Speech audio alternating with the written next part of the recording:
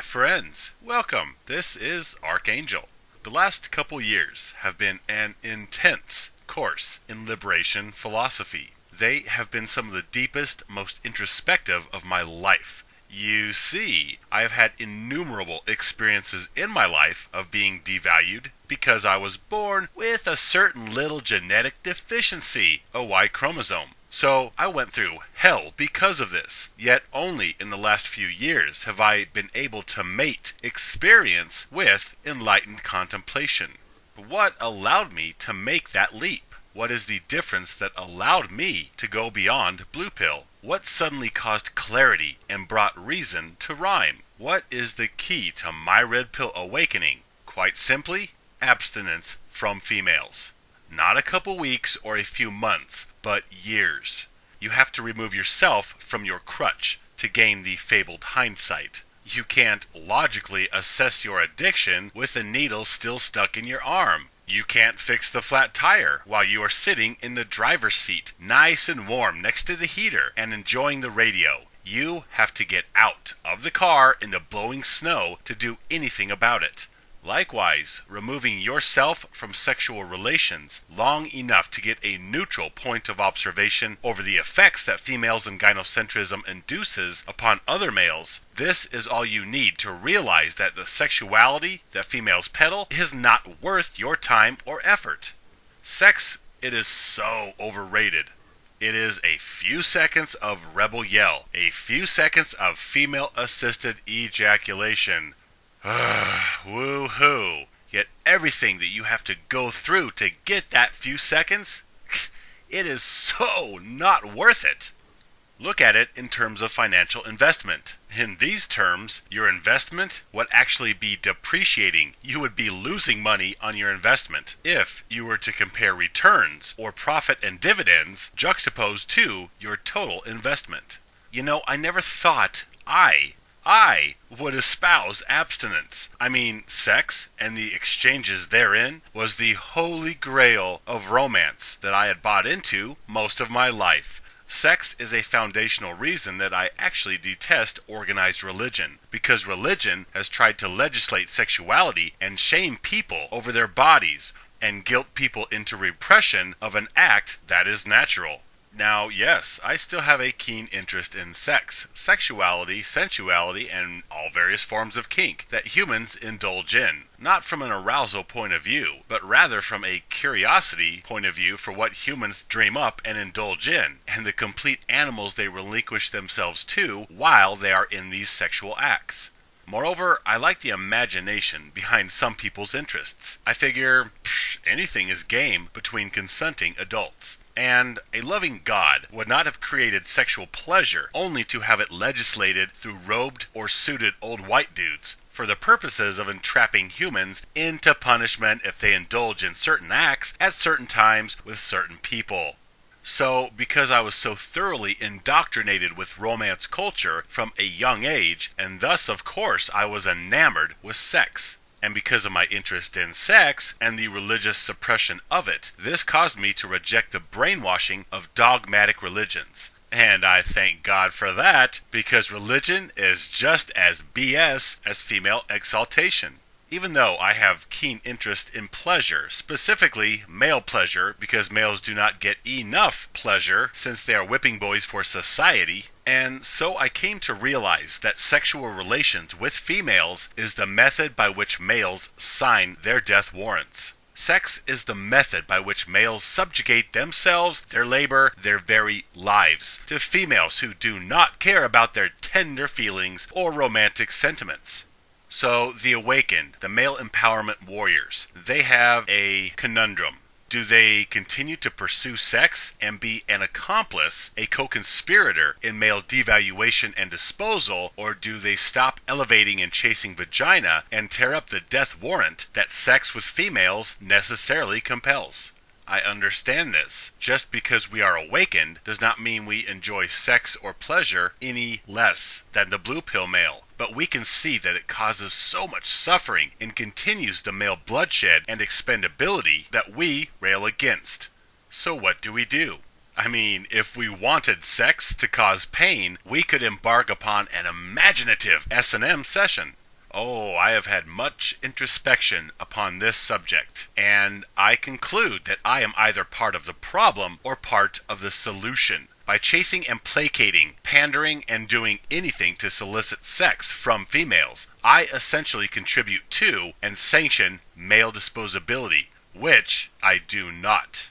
Now, many males will theorize that they can still have sex without contributing to male disposability if the females come to them and offer them sex, after which the females quickly leave upon act completion. So there is no cuddling or release of oxytocin, which causes male bonding to the female. And this also presupposes that there is no pregnancy involved or inappropriate allegations such as rape, which will also ensnare the male. Yeah, that's a lot of presuppositions. And really, how many males actually get this treatment? Rock stars and movie stars notwithstanding. And even they are not immune. They still get hit up with lawsuits and alimony and huge divorce settlements. No male is immune to females' predation upon sexual act completion. This is quite the quandary, isn't it? Amidst epiphany, I realized the solution. The bearers of wizard sleeves are the executioners of males, whether unknowingly or indirectly, or whether with conscious premeditated impunity. The solution is simple, and it is one that males will scream in terror against. Stop sexual interactions with females. I stopped chasing vagina and sexual interactions with females some time ago. And since I am not gay, essentially I assumed abstinence while trying not to think of this celibacy thing as celibacy. I pretended to myself that this was only a temporary condition until I could find a unicorn. I have observed the reality of females and the sex that they peddle, and male servitude to them with amazing clarity. And that is why now, me, Mr. Anything Sex, espouses abstinence from sexual interactions with females. Not because sex is bad or physical pleasure is sinful, but because the way it is currently practiced, it hurts males and lowers their worth to that of disposable shovels, Kleenexes to be used and thrown away. This is unacceptable. Some ideals are more important than chasing a couple seconds of fun, and rising up against male abuse and disposability is one of those ideals. I encourage abstinence of sexual interaction with females as the quickest, most immediate remedy to male subjugation to female slave masters. I don't condemn sexual pleasure. You can still masturbate. I simply realize that sexual solicitation by males to females causes all the problems of male devaluation. Still, for heteros, masturbation is the same as abstinence. Oh, I know, masturbation is a pale equivalent to actual sex, like settling for a glass of room temperature water after knowing the taste of an ice-cold creamy milkshake. However, when you understand the torment and torture you will have to go through for a little sip of milkshake, you will get down on your knees and thank the universe for that blessed, beautiful glass of pure, lukewarm water. At least you are free and empowered as you drink the water. The rest of the gender slaves their lives away, paying for the few drops of milkshake that they were allowed in the beginning of the relationship, after which it's all honeydews. Go to work, and no more toys or friends or money or vitality. It's pretty much supporting an individual female or the collective through taxation and service or chivalry. Then you die. That is the cost of milkshakes. I cannot overemphasize the importance of abstinence. It's the difference between red pill liberation and purple pill purgatory. And actually, sexual relinquishment really was not that hard at all. Once I made male empowerment and liberation a priority, rejection of the meat grinder, sexuality with females, was an organic eventuality. In fact, I began this move even as I was stripping and females were offering me vagina everywhere I turned. Instead, I decided to manipulate and twist them with the same sex that they offered to me, the same sex that they likely usurped other males' utility with. That indeed was the true test, rejecting sex that chased me and offered itself to me. However, I realized myself as a warrior, even then, an avenger from males against the Virginity. So I did not weaken or give in, even as I had ladyberries and clam hampers dancing in front of my face.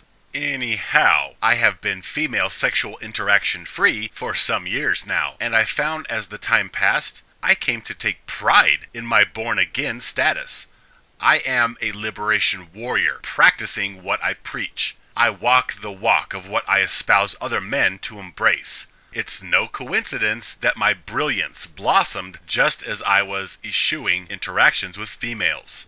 And I embrace the born-again virginity status as an accurate title rather than somebody who simply has a couple weeks or a few months of a dry spell in between females. Despite all the shaming tactics of the gynocentric drones, I take fierce pride in my abstinence, as an alcoholic boasts of the time that they have remained alcohol-free.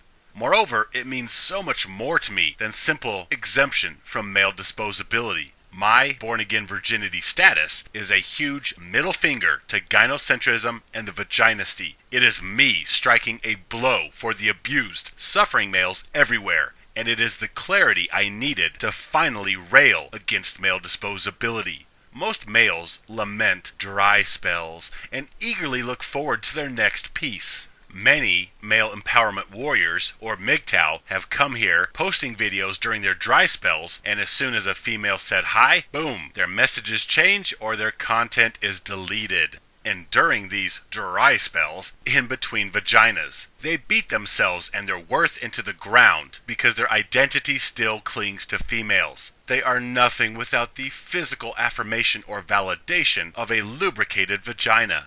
Yet, the longer I abstained, the more pride I found in myself, in my abilities, in my skills and talents and beauty. Then, amazingly, I found myself valuing my sexuality more than merely wasting myself on cheap, insincere female-assisted ejaculations.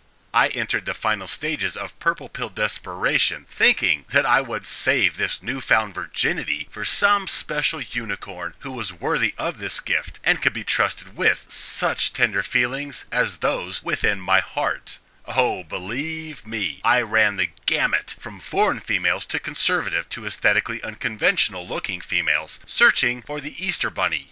However, at the end of the day, I found females to be well, female, gynocentric, self-advancing, engender-preferenced parasites incapable of soul affection reciprocity.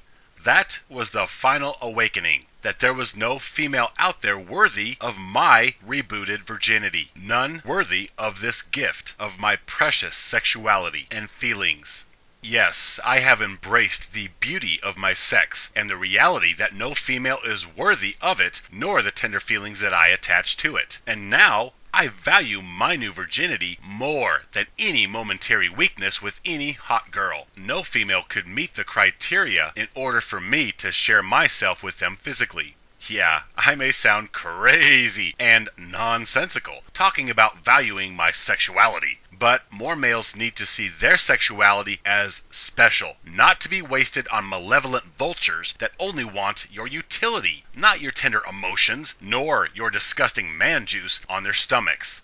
Furthermore, I am so sick of all the mockery of male sexuality and ejaculation that I would not waste any of my life vitality on a female. In fact, the last few sexual encounters that I did have, I refused to ejaculate for these females. I simply faked it. Yes, actually, guys can fake it, and many do. After observing the overwhelming amounts of slander and disgust expressed over ejaculate and the act of ejaculation, I refused any further male mockery fodder at my expense. Now, if you are still having sex with females, refuse to ejaculate around them. It will drive them crazy and give you the upper hand, since they use your ejaculation as a roadmap.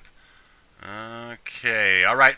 Whew, finally, you came. Good. I can stop pretending to like your hairy, smelly body on top of me and your primal thrusting. And now, you have a list of chores to do. You have protection and utility to provide me. So get it done, man-ape.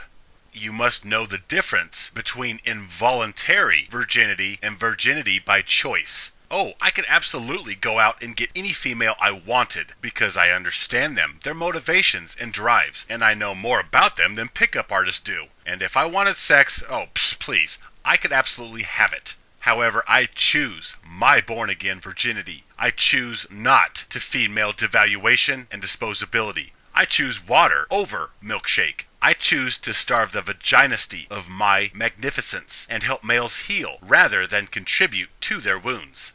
I have higher purpose, but I do not claim perfection. I'm not saying I don't look at porn occasionally or that I don't take extra long showers. Yet in retrospect, I found that I have had more intellectual expansion during my abstinence than all the years before it, while chasing the sexual grail and the female lure around the track over and over and over.